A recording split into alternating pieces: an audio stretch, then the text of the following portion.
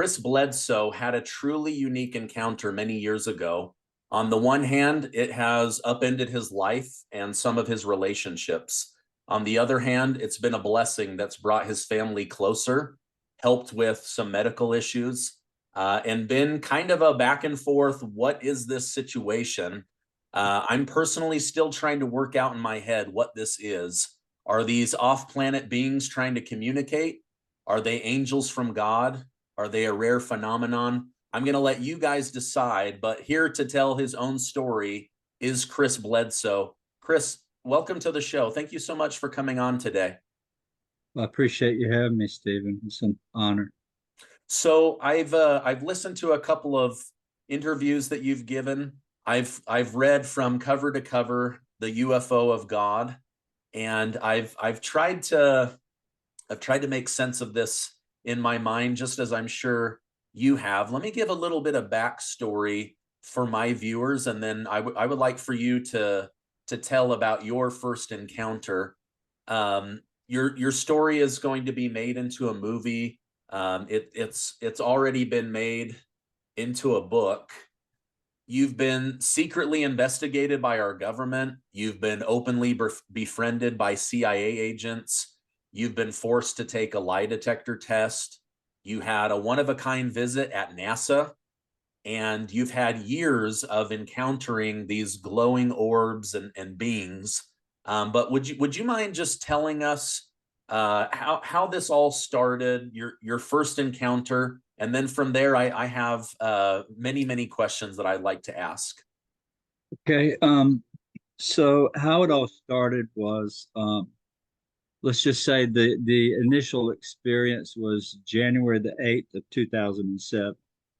But if I may back up a couple years, because this is important for the viewer to know the what the reasons were. So in 04 and '05, I had been suffering tremendously with Crohn's disease.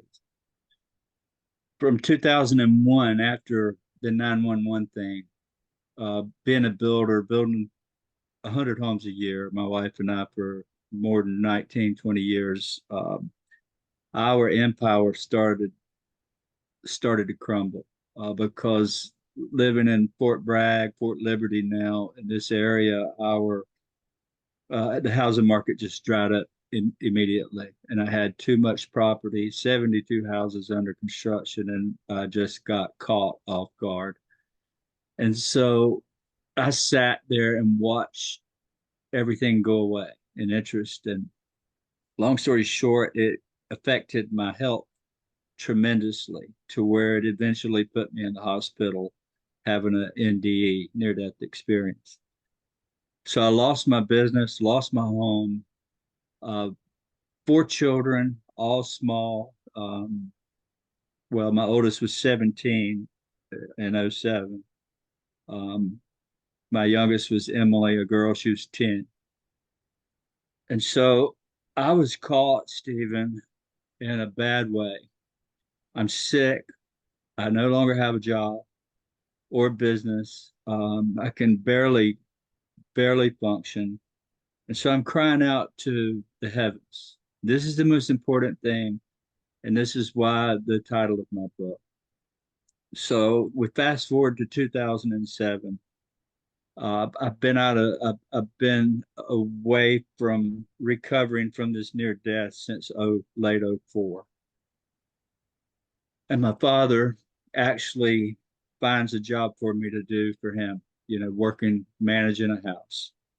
So after a 4 month job, late 2006, we were finishing it in January of '07.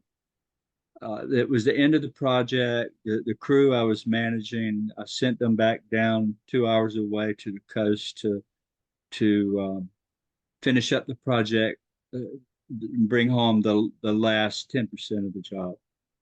They wanted to celebrate that day, and I wasn't feeling very well, but my wife was out of town with three of our children, and it was just Chris Jr. and I. So they came in at lunch, brought the money. We paid them. They went to town and cashed their checks and called me. Hey, boss, you want to go fishing today? It's just a beautiful January day, and we'd like to celebrate finishing this job. I said, well, why not? I'll go with you. And really, I had the only way to get them down to where we were going without walking, because it's a dirty, muddy old dirt road down into the river basin, a Cape Fear River bottom, and you had to have four-wheel drive to get in there. And I had the only four-wheel drive, a Ford F-150 four-door truck. So Chris Jr. and I picked them up about 2 o'clock, arrived at the river, Cape Fear River, sat up on the bank with fishing poles and coolers, and I wasn't into fishing. I never pulled a pole out, but my son and these three guys, they were having a good time. And I was struggling with life, struggling with everything. And I just told them about 3 o'clock, I'm going to walk down in the forest and look for wildlife, and I'll see you after in a little while. So about 4:30, it's dark in the forest and still light, but the canopy's shading it. So I thought, well, I better get back out. And I walked up to these guys, and they were having fun. I'm still struggling. They have no clue what's in, what we think, what I was dealing with, why I wasn't fishing. So I asked them, I said, you guys ready to go home? Or you want to go home, or you want to fish some more? And they said, well, we just got here. We want to do some more fishing. I said, well, it's going to get cold tonight. You better get a fire going. So we stopped fishing. Everybody went around this little acre cul-de-sac. It was a dead end in the forest, and it was just a round circle of grass about an acre big. We went around the edge picking up dead limbs and tree, stuff to burn, and had a big old pile. Started a fire, and it was 10 after 5. January, it gets dark about 5:30, right? 5:45.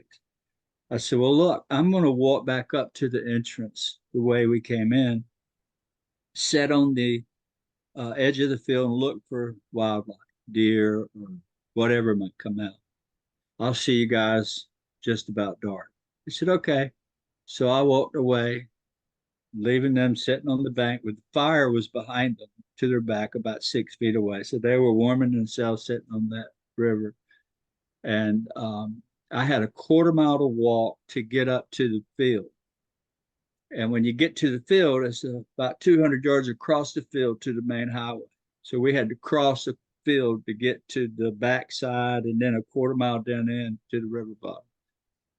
So let me tell you, when I got about the last 200 yards before getting to the gate, I had to go up in elevation from the bottom where the river is to the gate. You can see the gate way up at the top of the hill, but you can't see where it flattens out, right? And so I'm making my way up to that gate, watching every step because it's muddy, and weeds are ankle to, 1.5 feet high. And when I got about 30 or 40 feet from that gate, I began to see what I thought was the top of the setting sun. Looked just like it. It was when you can look at the sun late in the evening and it doesn't hurt your eyes. It's kind of tangerine orange, right? So I'm seeing this, and I'd look down and take a step, and I look up, and it was getting bigger in view. I started with the top part, and now I'm beginning to see the whole thing. And I thought, Lord, that doesn't look right. What is that? So a couple more steps, and when I got a little higher up, my peripheral vision, my field of view widened. Then I noticed there were two of them, and shock set in. And so immediately I dropped to my knees, using the hill to hide myself from what I was seeing. And I crawled on my hands and knees up a little higher to where I could just raise my head up and see over the hill to where the field flattens out. And I'm looking at two 40 to 50 foot round balls of fire. They're about 300 yards away, a couple 100 feet in the air, and they're just sitting there swirling, swirling fire going around these things. And it was just mesmerizing and beautiful. I had no clue what it was. I was in shock, scared, but I was curious. I wanted to see this. So I hid myself again, and I thought, I just got to see this. So I overcame my fear a bit to where I must have stayed there, I don't know, 5 minutes or more, just looking at this, and I'd hide and I'd peek back up. And then I started getting worried about these boys on the river, my son down there, what it is I was seeing. And fear took over, and I decided I've got to run. So I'm going through this in my head, and I'm looking back down, making my escape plan. I've got to run through this grass that's muddy and ruts in it. And the real narrow road with weeds growing up each side. So if you drove down it, the mirrors on the truck would bump the bushes on each side of the truck. So I was making that plan. So finally, this is what really changed everything. Finally, when I decided it's time to go, when I turned my body to run, I'm running. I had to look back. So I raised up to run, and I looked back. And when I did, that's when I knew they knew I was there, because a third one above me, right up here, had sitting up there invisible watching me. And the minute I went to run, it came right down beside the other two within 1 second and stopped. And that's when fear set in. I knew they saw me. There was no getting around that. Seeing a UFO is one thing, but when it reacts to you and rushes to you, or says, "I'm here, I see you," that's a different ballgame. And so the next thing I remember is running up to the fire. What, not running, but trotting basically. And I don't remember going down that hill. I remember about the last 50 or 60, 70 feet, I guess. I could see the guys standing around the fire. The fire was real burnt down low, it was barely burning. They're three men standing looking at the fire, not saying a word. I could see them. They couldn't see me coming because I'm in the dark with no flashlight, and the campfire was illuminating them. When I got up close to them, I said, "Hey," well, it startled them when I did. I said, "You won't believe what I just saw up at the field." And I was pointing like that. They said, "Where in the world have you been?" I said, "Well, I was just up at the field." They said, "No, we were just up there." I said, "No, you weren't. You weren't. I've only been gone 20 minutes." And they said, "No, you've been gone all night." And so instantly, this is all within a minute of me getting there. My I noticed Chris Jr. wasn't there. It registered. I said, "Where in the world is Chris Jr.?" They said, "Well, he's been gone 2 hours looking for you." Now, you can't imagine what I'm going through after experiencing this. Now I'm here and I'm not, I was missing. And now my son's missing. So I took off running the direction they pointed. What he had done was he got the missing dad first. And so he went off looking for me in the back of the cul-de-sac down in the forest where I'd gone earlier that day. And undoubtedly had gotten lost in these big woods, and it's a big head of woods there. And two of the guys took my truck and drove up and down the road and had been hunting me all afternoon. And one guy stayed at the fire so I spoiled their fishing night, right? But I had no idea 4 hours was missing. We had been gone 4 hours.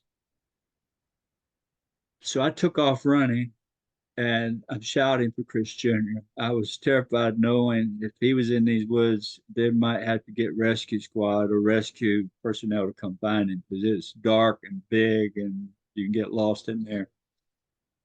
I'm thinking that as I'm shouting for him. So as I started into the thick part of the woods, it's thick on the edges. Once you get in, the tree canopy kind of kills the foliage, so it opens up once you get in. But around the edges of the field or opening, it's pretty thick. And what had happened, Stephen, was he had gone back to the back of that cul-de-sac looking for me and was shouting for me. And he turned and he could see all the way down the path parallel in the river about a quarter of a mile to down this road where it's just like a tunnel, like an old plantation road you see where the trees grow over it. This is the way it was. And it went down a quarter of a mile and made a left turn up to the top of the hill. He saw two balls of red light cross the road and went down on the riverside. So he ran up to where the guys were fishing. And he had to go towards the light about 50, 75 feet and over on the right to the riverbank, say, hey, somebody's walking with a red flashlight. Maybe that was Dad. He didn't know what it was. But it's in the woods on your side. So he took off and he ran back after he told them that to the back of the cul-de-sac, and he's calling for me. And these red lights come out of the woods again, come out on the path and start towards him. And the closer they got, the more scared he got. So he started hiding. He started backing himself. He laid flat on the ground and backed himself up under these thick shrubs. And when they got within 15, 20 feet of him, he realized it wasn't flashlights. There were these two little beings about 3.5 feet tall with red glowing eyes. And so their eyes looked like little balls of light coming like orbs. He couldn't scream, he couldn't shout, he couldn't move. One was always looking at him while the other was curious. He said they were picking up sticks and bottles. There was a trash pile there. He'd pick them up and shake them and put it on the ground while the other one was always watching. Well, when I found him, he come up from there in the shock and he was crying. He's like, where you been, Daddy? Why did you leave me? And I said, I was just up at the field, son. I've only been gone 20 minutes. He said, no, Daddy, you've been gone all night. And he's crying and he's shaking and he said, these creatures, they scared me. They had me where I couldn't move. Lord, I'm freaking out now, wondering what it is I saw and what he saw. Remember, I can't remember anything other than seeing something at the top of the hill. So I grab him by the arm, drag him to the fire. These guys now are really quiet. They're grown men with families, and they're not saying a whole lot. And suddenly one of the guys shouts, look, and he's pointing up, and we look up, and there are 8 or 9 stars, as bright as Venus or brighter, that just appeared in different directions all over. You could see them, and they came together, like rushed together and made a circle, went around like so, and then went out from each other. And then 3 of them came all the way to the ground and landed right in front of us on the other side of the river. And the river is only 60, 50 yards wide. It's not very wide. My daughter would swim across it when she was 6 years old. So it tells you how small how close they were. Now we got 3 huge 40-foot balls of white light pulsating, sitting just in the trees on the other side of the river. Pandemonium set in and fear with everybody. We ran to the truck, leaving everything there, fire still burning, coolers on the ground, fishing poles, and everybody was terrified. Jump in the truck, and all I could hear is, please get me home. It was just it was pandemonium. And I wasn't afraid. This is the weird thing. I wasn't afraid. I couldn't understand. Whatever they did to me while I was gone took my fear away. I was curious. I wanted to see. I wanted to stay and look. My son was in shock. These 3 men were shouting, this is the end of the world and so on. So we took off in the truck and started up out of there. Trucks wallowing in the mud. They're shouting, go faster. I couldn't make it go any faster through there. When we got to the top of the hill where I had been hiding, where they took me, we cleared the top of that hill and felt like we went airborne. And when we did, I slammed on the brakes because the same 3 objects that were there earlier, 4 hours earlier, were still there. The 2 balls of fire still in the exact same spot, but the 3rd one that came from up here is now in the road in front of us, between us and the main highway. It's on it's in the field on the dirt road. And we couldn't go forward, nor could we go backwards, because we had three on the river behind us and we got three in front of us.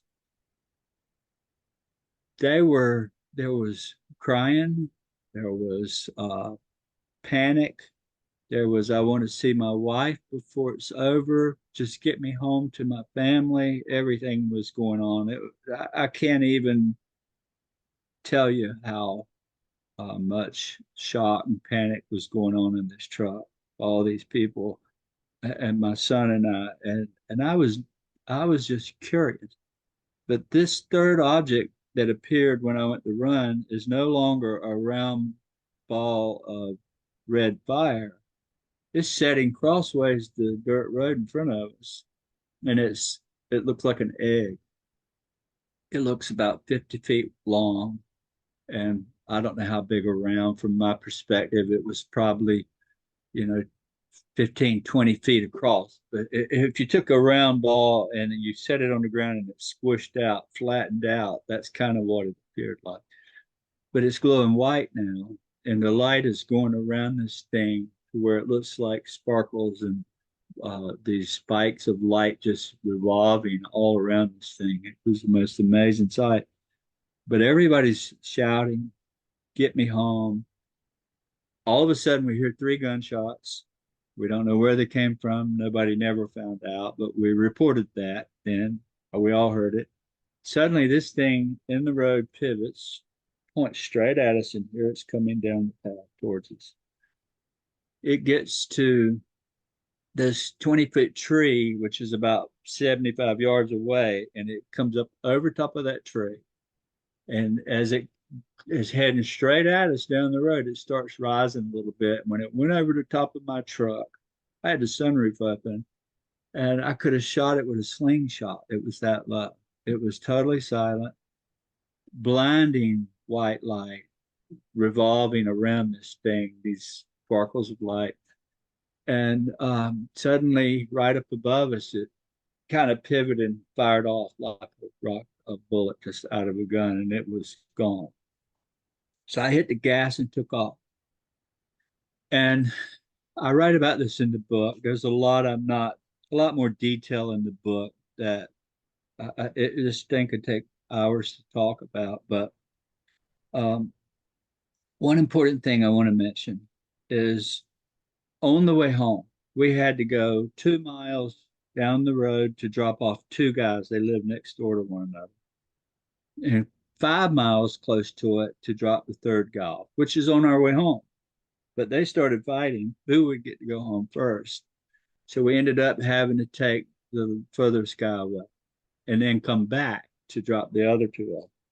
So along that way, there was a curve in the road, a very sharp curve, and a dead man's curve. And it had a 35-mile-an-hour sign when you get to it. And it's right up under this huge high tension power line. In 1982, I lost my first wife there. She died in my arms. I drove up on a car laying on its side, had no clue it was who it was. And when I got out, I found her, and she rolled her car in that curve and was thrown through the windshield. Still alive when I got there, she died with me holding. So I'd always felt, and there's more detail to that, why I felt guilty. I'd been going out of town all day, came home, and it's a long story, but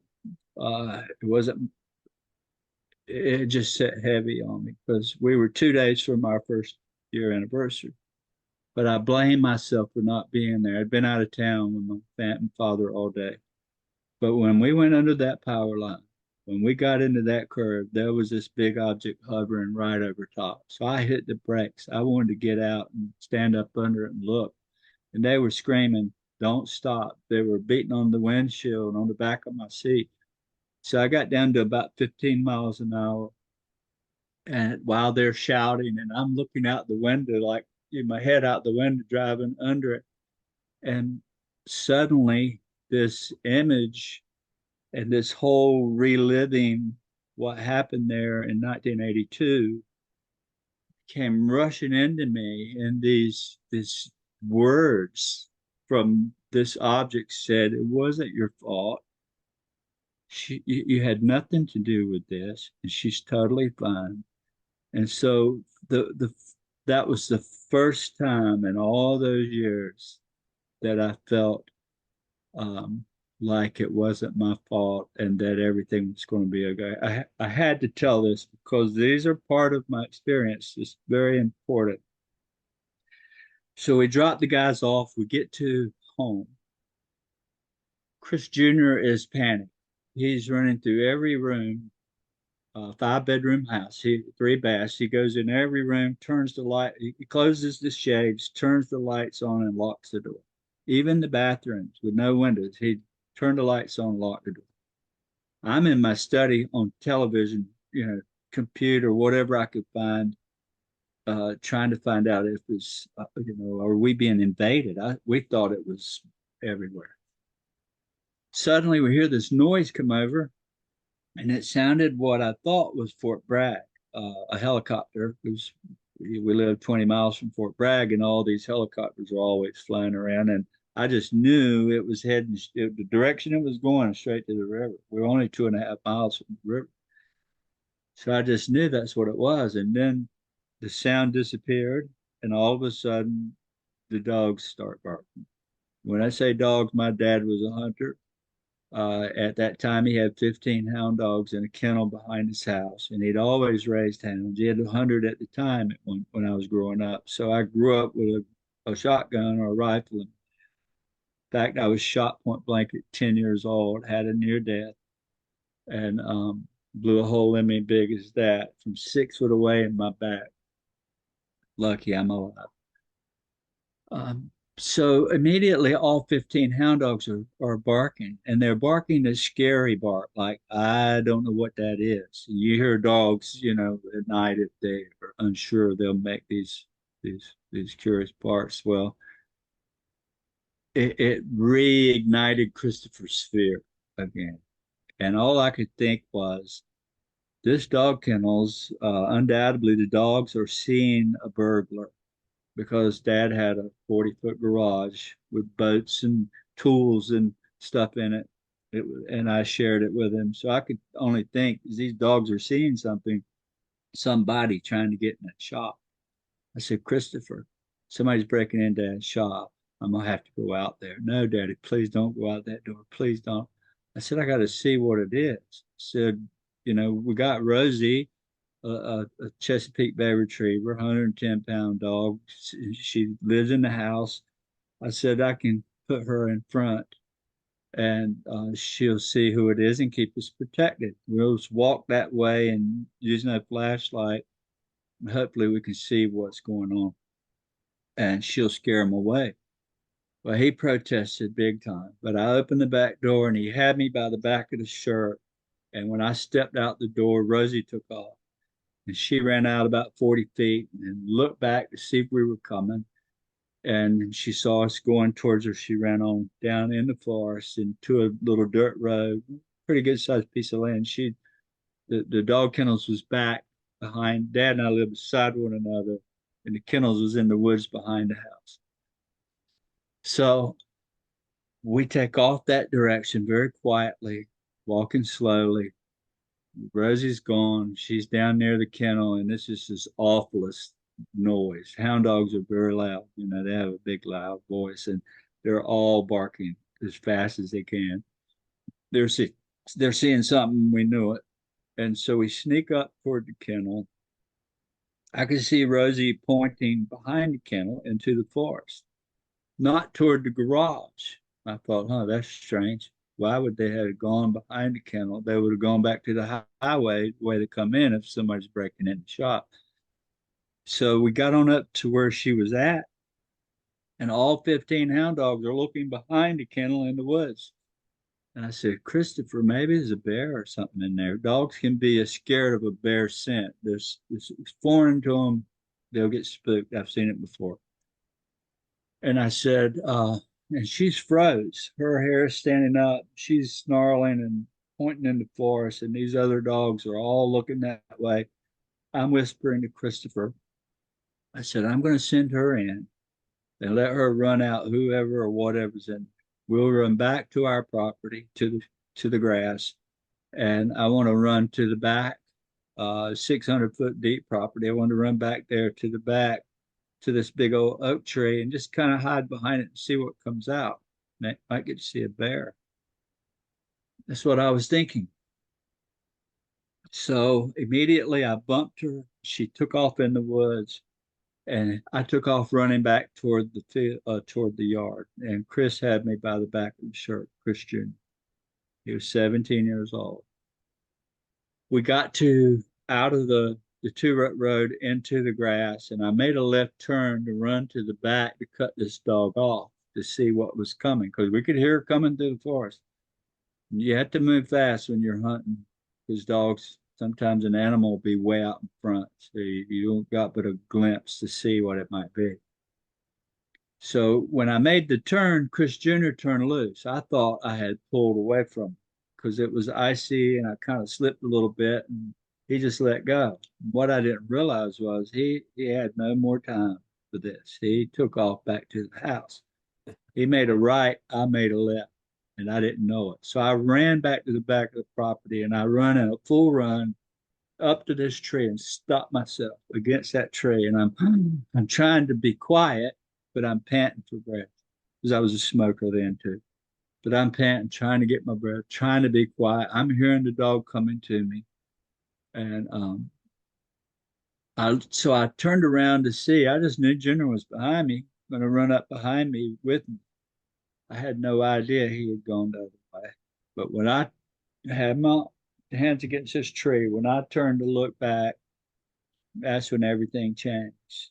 They're about 4 feet away. Just if I'd have leaned a bit, I could have touched it. Was this little being that was glowing the color of the moon.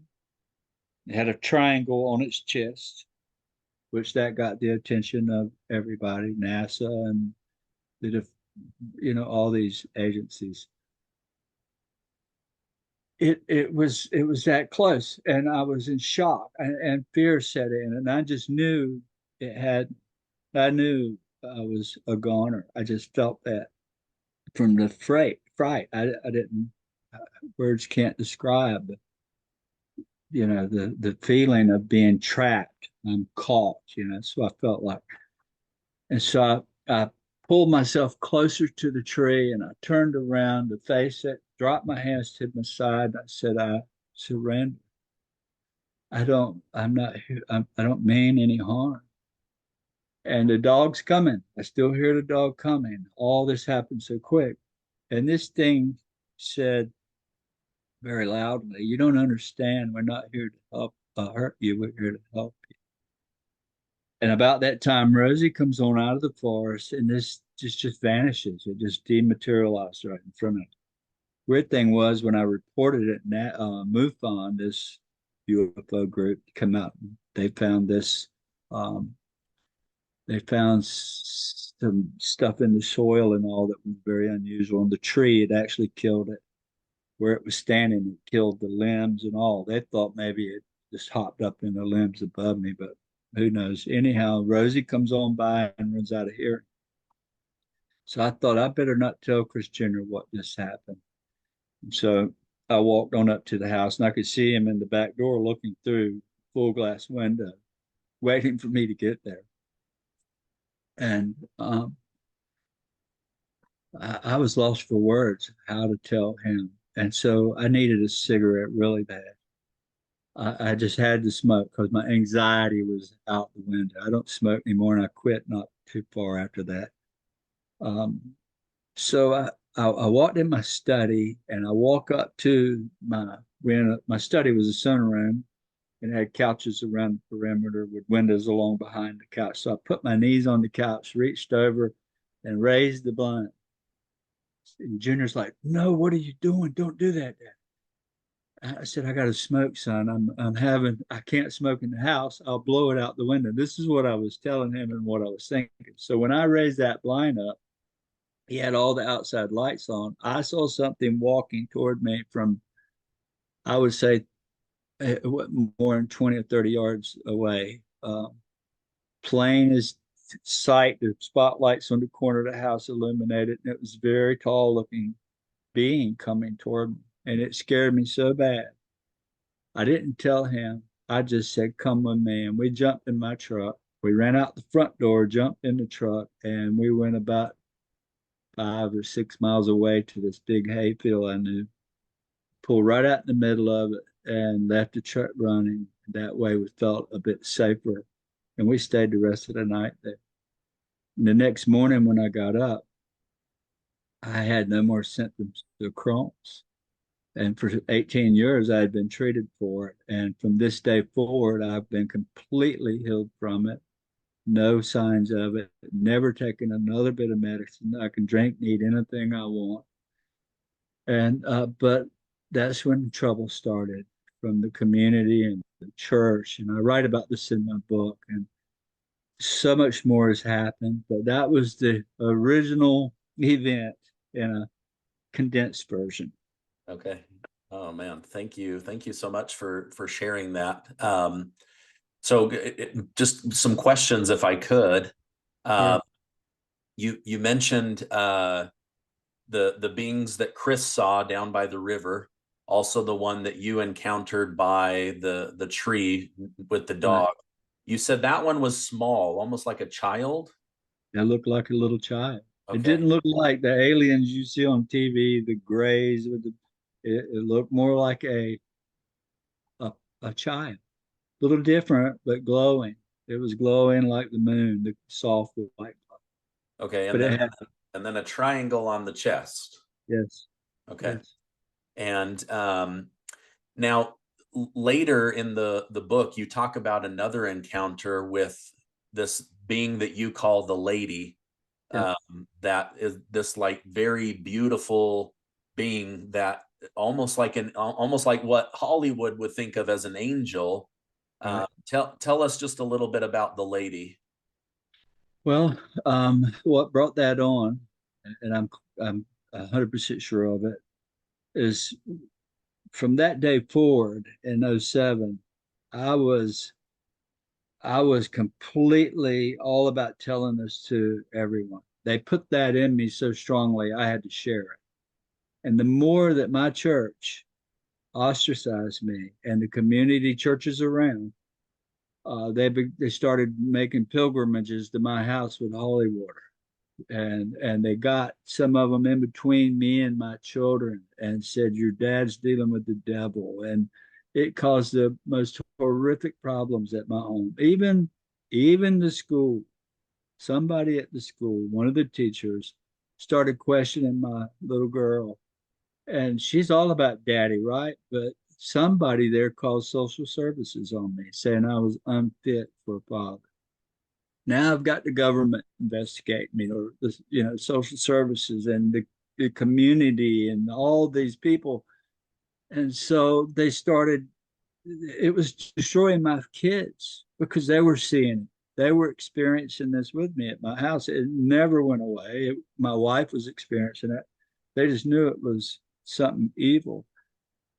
And so after 5 years, 2012 comes along. I'd had all I could handle. My daughter came home that week crying.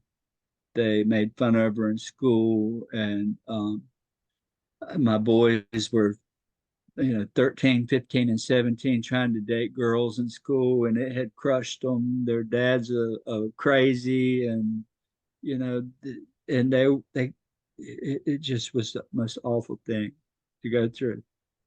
It wasn't the phenomenon that was the problem, it was the people. All this time, I have NASA at my house since 2008 trying to investigate. I couldn't talk about this publicly. So that night, Easter, Good Friday, um, Saturday night before Easter, Sunday morning, I walked outside and I looked up at the heavens and I shouted, "I'm done. You came, you healed me. You won't let me share you outside of my family. I can't prove to anybody anything. Uh, you asked me to tell the world I'm doing that. Now they're just, it's just destroyed my children."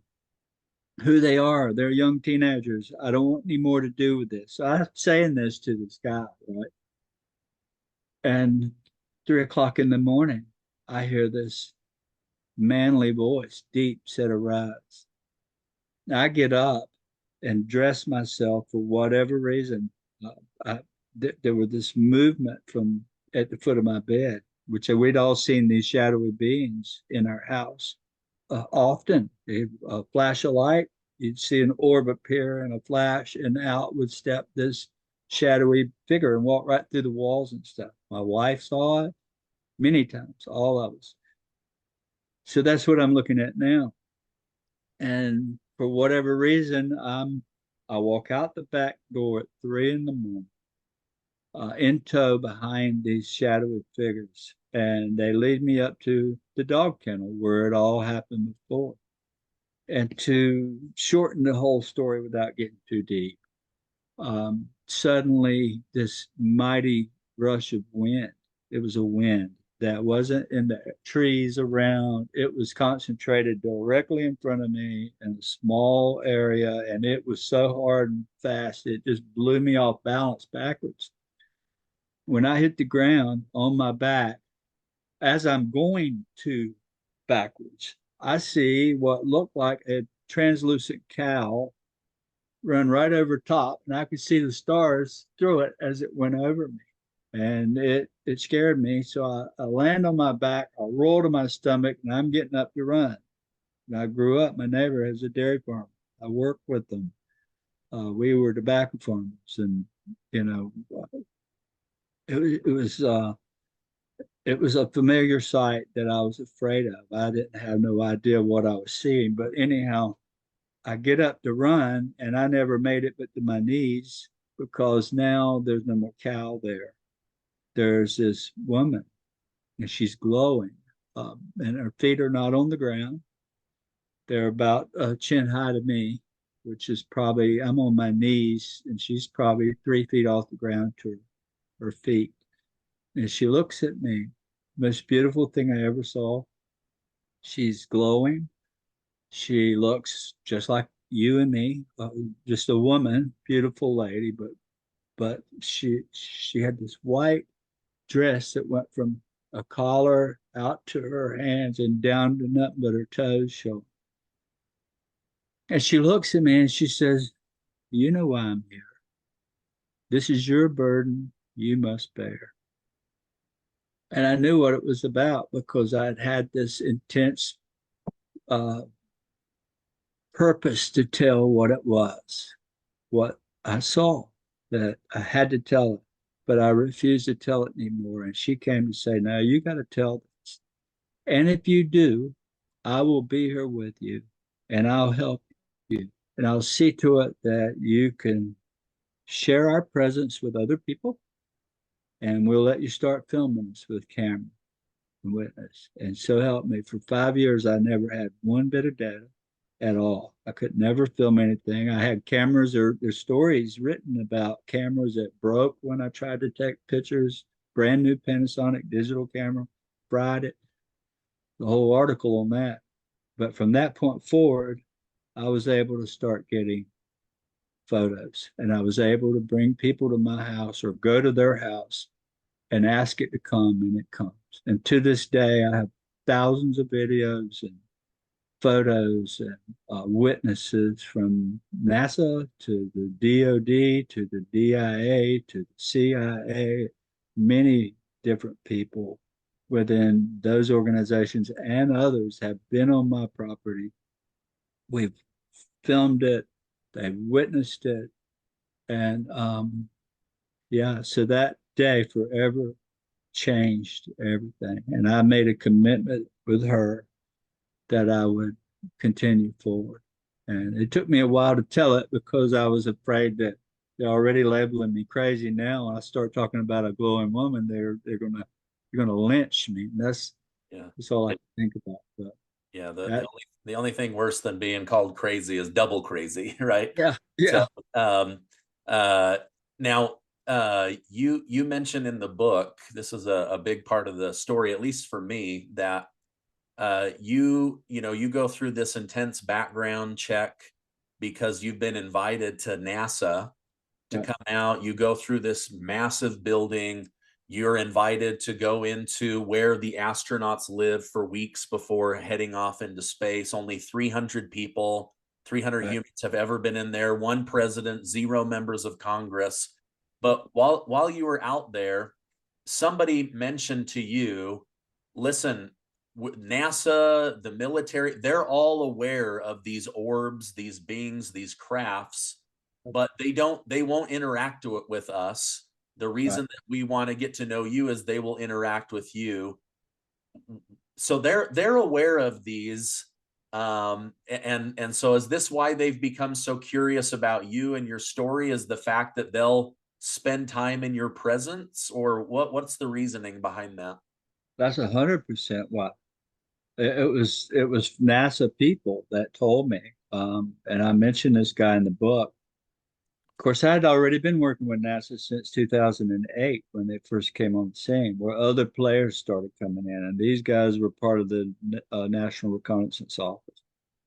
And I asked them, I said, because I was afraid of the government to start with. The UFO world made us all afraid, and the movies about Men in Black was out during that time, and so government was scared. They'll kill you. Well, that hadn't been my experience along that way. But when I got to the call to come, I said, "Why? Why are you bothering me? Why are you here? My children are afraid. Why are you here? Why are you briefing us with an official briefing?" He said, "Because we see it and we film it, but it has absolutely nothing to do with us. And we know it likes you. So we'd like to study this with you. And if you'll keep this quiet, not tell anything, we'll let you in on some secrets. And, you know, you let you know a few things that everybody don't." So there went the next longest time, 10 years before I started talking. When I wrote the book, I started revealing things that I had previously never told. And there's still a lot that I haven't told. A lot. Well, I know we're coming up on our time here. I want people to have I wanted them to hear it from you directly, but I also want them to have the opportunity to read the book. Off camera, I told you how my wife and our best friends, husband and wife, this last summer we were standing out, or no, we were sitting out on my patio.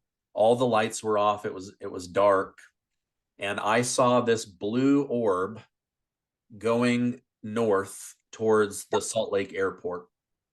And I told my friend, "Get up. Oh my gosh, what is this? What is this?" And we watched it, and he said, "I've never seen anything like that. I know it wasn't a drone. I know it wasn't a small airplane. There was no green and red lights blink. It was like this steel gray blue that was glowing, and it was just moving at a very consistent speed. And we watched it for probably about 3 minutes until it disappeared. And I told my wife, I don't know what we just saw. Um, and my friend said, I don't know what we saw either, but I know for a fact I saw it. And I said, I know for a fact I saw it. Now, nothing ever came to me. Nobody ever came to me. But so when I was reading your book, that memory jogged for me, and I was like, oh, wait a minute, I've seen one of these glowing orbs. And I've even had here on YouTube videos where there's little things in the camera. I've always assumed they were, maybe specks of dust catching some light in a weird way, or something. But um, anyway, I wanted to have you on, Chris, to be able to tell this story. Do you have some video? Because I've seen one of the videos. I was telling you this before, where you guys are out. You can tell it's like an open field area, and all of a sudden this light, like out in, not in space, but out in the atmosphere, glows. It comes up and it's moving, and then there's another one, and then they're like gone. And Yeah, so, do you have some video like that I could share with my community? absolutely. I'll send you a half a dozen or more if you'd like. Share them if you want. But I have 3,000 in the last 2 years, I think, just in the last 24 months. And it's categorized by day and time. So I can tell you the days I've been out, it's digitally recorded, timestamp. So imagine 17 years worth of that. I have a lot, but I'll share gladly. Yeah. Now I'm assuming, just based on what you said, here in 2024, these appearances, these encounters are still occurring. With a greater than ever. Yeah. Okay. Somebody asked me this week, it was an Army colonel, was asking me about the number of, they want to know, is it same question? I said, well, yeah. And I pulled my digital thing out, and it's the last 7 days of recording. I had 73 videos just in 7 days. So it was over 10 a day, and I record half of what I see. Because sometimes it'll appear close as a flash of light, or so quick you can't get a camera on it, right? So we really experience a lot more than we ever record on video. But, okay. And you mentioned some of them are small enough, like maybe like a basketball size, and others you mentioned have been as big as a house. yeah, yeah. And how they do it, I don't know, but they can increase their size from the smallest speck of light to, I mean, like a firefly size light, up to 40, 50 feet around just instantly. It can grow that big very quickly. And it can, I've seen them turn black, where if you see it's a translucent orb that's glowing is now a black ball in the sky, or even a metallic looking. They can look steel gray.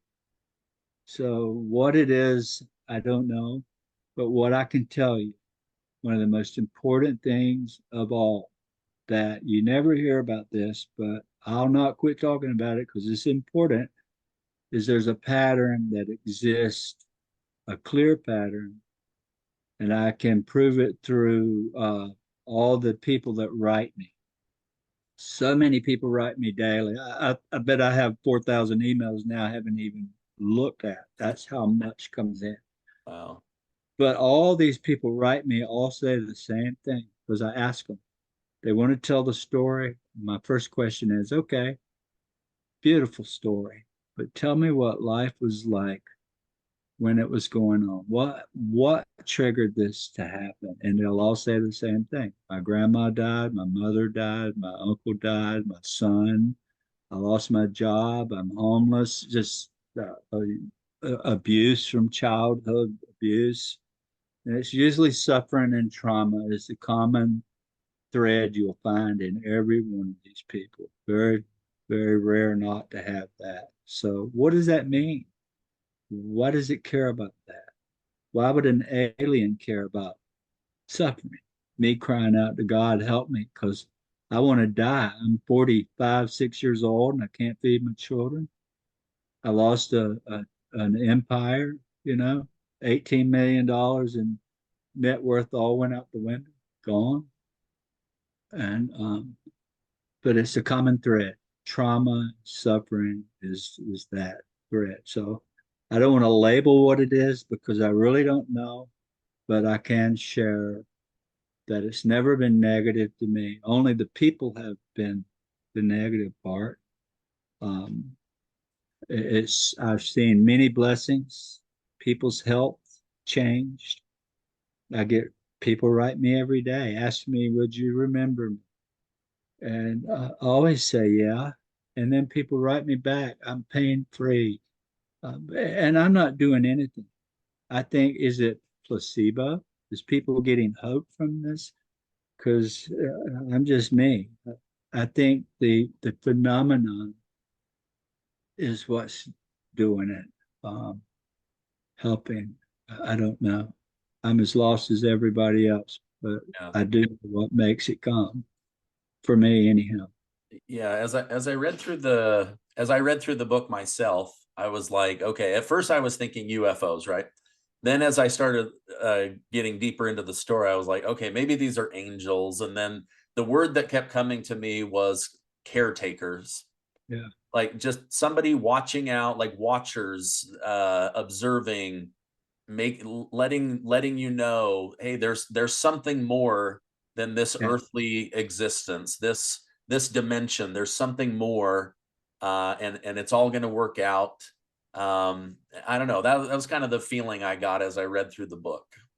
I think you're 100% correct, and that is a new age coming, um, a new knowledge from what I was told, and I think that's going to be the reality that we need to revisit this evolution thing. We need to revisit everything we've understood so far and realize consciousness is real and it is far stranger than we ever thought. And we can't label it because we have no clue. We can just say, that's my thing is I want people to know there's something greater. Yeah. There's something there and it's alive and here's our thoughts. It knows what you think. There is, I mean, you don't have to say it. All you got to do is think it. And here it appears in front of people just by me putting my thoughts out in front of hundreds sometimes. Groups of 30 and 35 people have seen it come out of the air right on up to ground level. And this is how, and we filmed it. We filmed it on the History Channel beyond Skinwalker from 40 feet away. It came out of there and went right up through us, and they filmed it. While they had me wired up, scientists watching it. I had a EEG thing on my brain, and it's just we've done a lot of that. Yeah. A Well, lot of research. I want to thank you for coming on, sharing the story. I'm going to leave a link to UFO of God down below. They can also check out ufoofgod.com to follow and learn more about when the movie's coming out. Thank you so much. I know you don't do these interviews very often, so I appreciate you coming on. I'm glad that you and Junior are doing better and that you guys are able to now document this. So thank you again. Thank you so much, Chris, for coming on. Thank you, Stephen. And I'll get you those videos today for Great. sure. Thank you. Okay. Have a great Thank rest of your day.